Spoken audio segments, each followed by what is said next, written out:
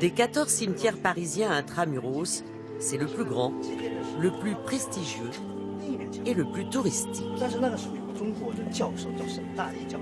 1 million de personnes sont inhumées au Père-Lachaise.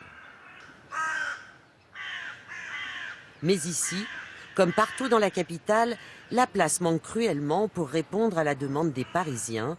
Alors la mairie traque les tombes laissées à l'abandon. L'état dégradé, la stèle qui est tombée, pourrait justifier éventuellement une reprise.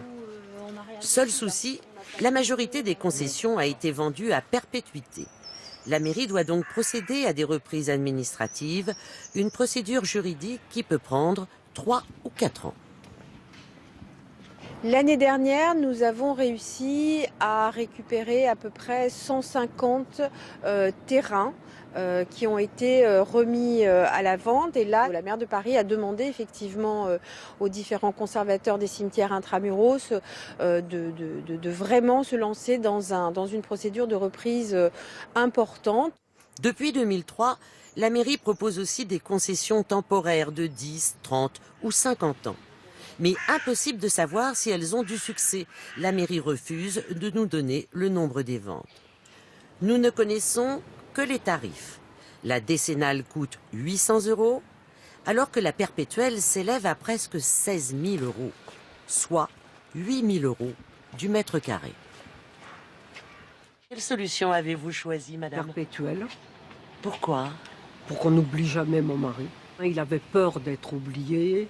Il disait toujours qu'on n'existe que dans la mémoire des gens. De toute façon, moi, je ne l'oublierai jamais. Il est impossible à oublier. Par ailleurs, la capitale ne compte qu'un seul crématorium, celui du Père-Lachaise, qui, avec son columbarium, qui recueille les urnes, est surchargé. Alors, la solution pour loger les défunts parisiens est de partir en banlieue. Thiais fait partie des 6 cimetières extramuros gérés par Paris. Les concessions y sont 4 fois moins chères, mais un peu trop éloignées pour cette famille parisienne.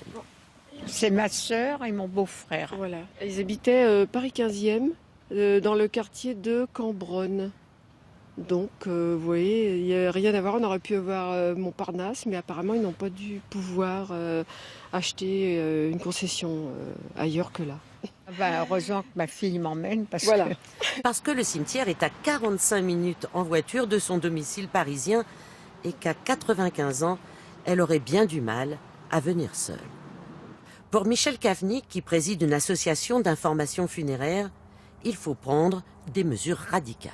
Notre association recommande la fin des possibilités d'acquérir une concession perpétuelle, mais uniquement des concessions décennales.